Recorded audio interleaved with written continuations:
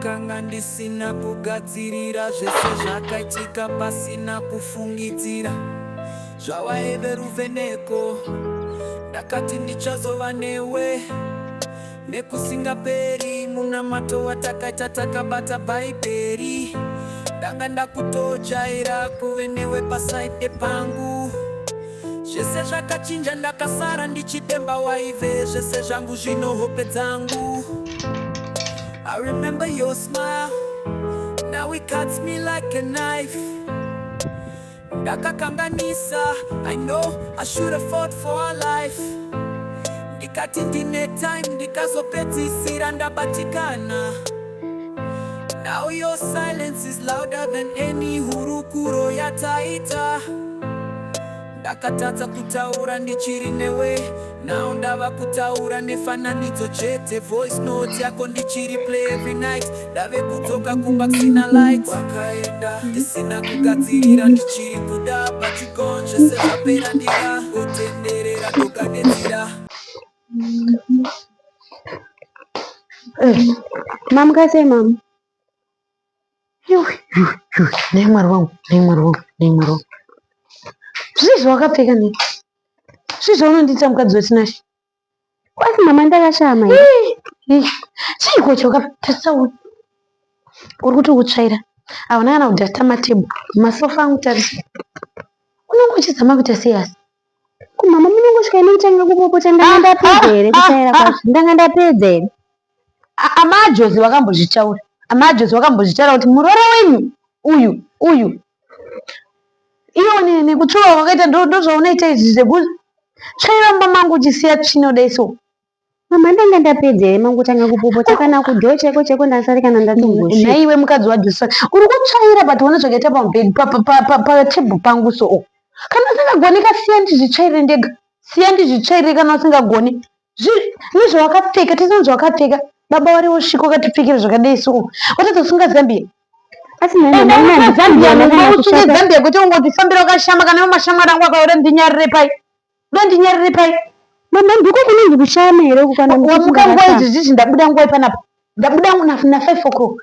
Muchiti muri kuenda? This is 9 o'clock. Ndichida kumunamato yangu ndinoenda kunamato kuseni. Mama enda kumunamato ko Bhaibheri rachona riri ku. Shuwi. Zvawakatsukira so zvokutadza kuziva kuti izvi kana mabhaibheri angu mumafoni.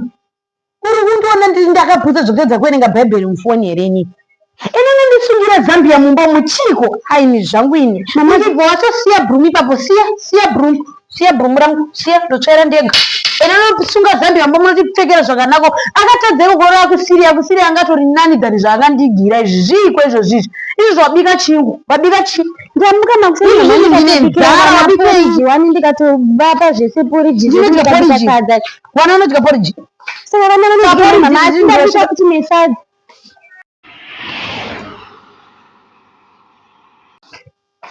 Zvizvo wabika. Izvo tese mapoto apiki ungane tsvina agezwere imaikani. Ine ndidye zvinhu zvakadai bei. Ungatibikire sadza nemazai sho wakakwana here wewe? Asi mama handina kupika zvakanaka here nai mama?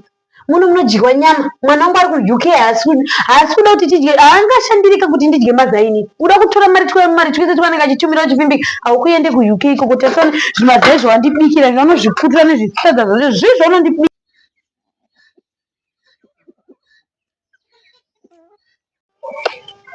Ndichazvimbidza, ndaenda kubvira kuchidedza. Kuri kubva kupi? Ndikubva kunodiridza gadheni mama. Kunodiridza gadheni? Wanga uri kuzvikomba zvako. Ndozvanandichata ndarenda bvira ndichikudedza una undidzwa.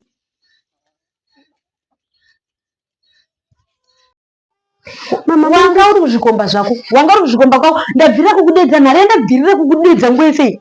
Wakaita seiko mukadzi waJosephat iwe? Wakakurera chaizvo wakakurera seiko? Ndanga ndisingazvinzwe kani mama, handisi ndanga ndichidiridza kugati ndaizvinzwa. Mwana wangu achapiwa nhumbu dzisiri dzake mhani. Zviko wadiridza chiyande tinoona kuti kune chipenyere chawaita ikoko. Chii chaunodiridza? Kana zona ndadiridza nai mama. Chihure chaunenge uchingoita ikoko kwese mumaraini akuzikanwa. Hai munondinyadzisa imi.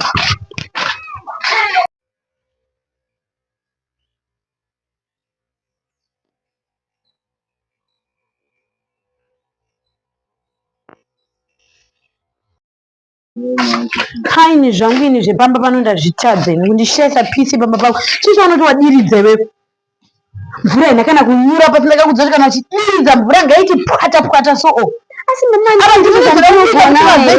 watichi ndo zvandinogona nanandabvira kukudza tsunga zambia nanhasi tudya tongori panze nanhasi chiko unondinyadzisa mwareni meso muchiko iwewe nangu Josephat ndikumisira komai manje haukuende kuuk iko kudakarora akusiri anoshanda anotsiga migome yemvura akusiri anodiridza mugadheni anotimba ndemuroro wandaidei kuite izvizvi zvakanotitorera zvizvo zvizvi imimi mama muri kungogara muchingondipopotera nekuti manga mune murora wenyu Gara waenda. kunyange ndikagona kunyange Gara waenda. ndingatadza pese pandaita ndatadza zvese kutsvaira ndatadza kubika ndatadza zvese everything muri kungonditi ndatadza mwana wangu ndichamufura kuti unondituka iwe audaire pandinodai pandokune chikutsiura utsiurike izvi ndakuti sunga zambia nanasi wakamirira ipapo handiri goni rokusunga zambia racho saka ndinosunga sei ndisingagoni zvigo zvandakatsvagirwa nemasikana saka izvi zvizvi wakafamba wakadai so mwana wangu cheye wakanyanga wana tete wako pano pakombona wakapfeka tundu kwakadai so but mini wenyu chino ndiye akatonditengera ndoda